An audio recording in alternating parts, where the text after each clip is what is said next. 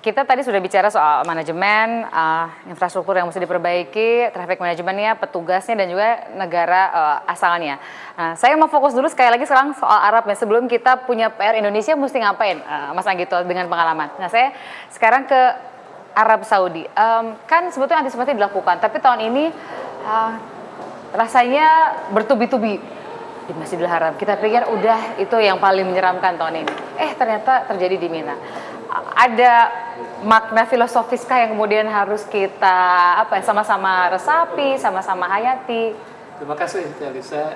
Ini saya kira sangat bagus ya. Kalau melihat ayat-ayat haji, filosofi haji, saya bacakan saja salah satu contohnya.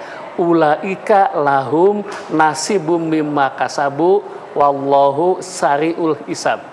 Bagi jamaah haji, bagi petugas haji, bagi penyelenggara haji akan mendapat nasib sesuai dengan amalnya, dan Allah itu maha cepat dalam membalasnya.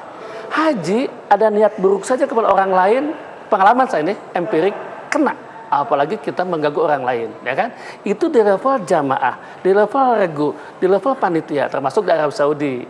Dengan filosofi itu saya ingin mengatakan ke Arab Saudi, selain perbaikan-perbaikan manajemen harus diperbaiki, tolonglah niatnya diluruskan juga. Itu kan yang nggak lurus menurut Pak Sodik? Ini contoh perbaikan Masjidil Haram kan menurut saya terlalu ambisius, ya kan? Sampai mereka baru berhenti bekerja H-3. Harusnya H-10 sudah berhenti. Memang alasannya untuk mempercepat pekerjaan kan. Tapi ada musibah ini. Belum gaya hidup sekitar Mekah yang kata orang seperti Las Vegas. Mungkin juga ya visi politiknya yang mungkin ngebom sesama orang Islam ya. Saya kira orang Arab Saudi, ulama-ulama pasti paham. Harus ada introspeksi, selain introspeksi manajemen, introspeksi gaya hidupnya. Saya beri contoh begini. Masjidil Haram untuk diamankan ternyata kain jatuh, ya kan? Kami konsolidasi untuk pengamanan di Arafah, Muzdalifah, Mina. Jangan-jangan badai itu datang di sana. Kebayangkan lebih parah. Badai selamat tidak apa-apa. Ternyata ada musibah lain berupa kepadatan itu. Ya, ini saya kira orang Arab Saudi pahamlah. Mereka harus melakukan introspeksi tentang gaya hidupnya, tentang kebijakan hajinya, di samping dan bukan cuma urusan teknis-teknis gitu. Mas Tito, soal Indonesia, apa yang mesti kita jadikan PR supaya lebih baik ke depan dalam pengelolaan, dalam memperbaiki hubungan kita dengan Arabnya dan juga internal mengelola jamaahnya sendiri? Saya kira begini, pertama Indonesia bisa menjadi pionir untuk mulai melakukan pembahasan multilateral, karena ada yang sifatnya cross cultural, ada sifatnya manajemen bersama dengan negara-negara lain. Ya, soal waktu, soal timing, soal manasik, soal prosedur, soal proses itu kan bisa dibicarakan bersama-sama. Yang kedua adalah internal kita sendiri. Ya, saya pernah bertanya waktu itu ya mengenai apa sih sebetulnya yang bisa kita lakukan ya untuk bisa memperbaiki prosesi, prosedur, proses jamaah haji atau manajemen jamaah haji di sana. Khususnya di Armina, saya dulu pernah mengambil beberapa inisiatif ya. Pertama, mengenai proses prosedur ini kalau kita lihat dari sunatullah atau teladan dari Rasulullah itu kan mulai dari Muzdalifah, ya, dia itu kan ke Mina gitu. Itu jalur pertama, baru dari Mina lontar jumroh ke Aqobah. Tapi sebetulnya bisa dilakukan juga, sebagian bisa melakukan tawaf ifadah. Itu berarti 50% sudah jalur kerja sudah dikurangi. Jadi membagi beban. Dan itu bagian manajemen. Iya, bagian dari manajemen, betul. Jadi sebagian itu saya tuh tahun 2012 saya ke Mina. 2013 saya langsung ke ifadah. Jadi begitu dia tawaf ibadah selesai, dia lepas ihram, baru kemudian dia melakukan lontar jumroh. Itu jauh lebih baik. Artinya ihram sudah dilepas, la tahallul, itu manajemennya.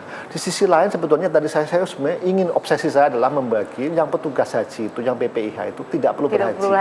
Dia mengurangi antrean dan dia tugasnya adalah mengawasi, melayani jamaah haji.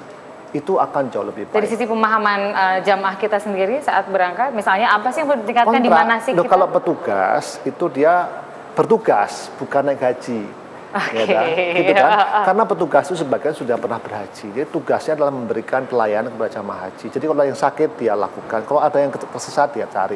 Kemudian yang ketiga, sebetulnya kita sudah mempunyai e-hajj kan. Sebetulnya kita pakai gelang itu. Kalau hilang dia ketahuan di mana maktabnya atau alamatnya di mana. sebenarnya itu membantu sekali. Saya juga heran kenapa kok bisa tersesat. Bisa tersesat dan 82 sampai sekarang Iya, masih terus kemudian belum hierarkis ada kita kontaknya. punya kepala regu, kita punya kepala rombongan, kita punya tim pembimbing haji, kita punya tim ketua kloter, kita punya pembimbing haji daerah. Itu pada kemana itu? Kok bisa? Itu ya menarik ya, yang tadi yang Singkat Bapak, ini sebenarnya sudah habis.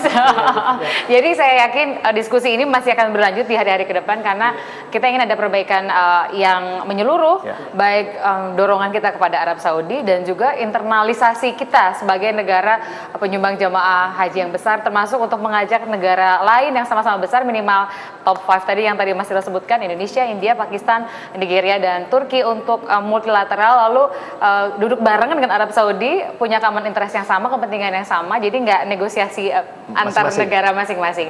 Pak Sodi juga mencatat ini bukan cuma urusan teknis, bukan cuma urusan manajemen, infrastruktur, traffic management, petugas haji, jamaah asal negara masing-masing, tapi juga unsur apa yang diniatkan oleh baik itu jamaah, petugas, dan juga penyelenggara. Jadi kalau kata Pak Sodi, kalau Arab Saudinya ada niat yang kurang atau perilakunya yang Atau perilakunya- jauh dari perilaku sebagai Islami. negara haji, Allah berikan tazkiyah. Baik, terima kasih banyak Bapak-Bapak. Kita berharap jamaah haji yang sakit segera sehat kembali, yang sedang dalam perjalanan pulang atau persiapan pulang bisa kembali dengan selamat ke tanah air, dan yang masih hilang kontak bisa segera ditemukan dan berkumpul kembali ke poskonya masing-masing, ke regunya masing-masing. Kita tutup malam hari ini Talk to Ayu. Saya Tina Talisa. Kita berjumpa kembali besok jam 8 malam waktu Indonesia Barat. Selamat malam. Makasih banyak Bapak. Itu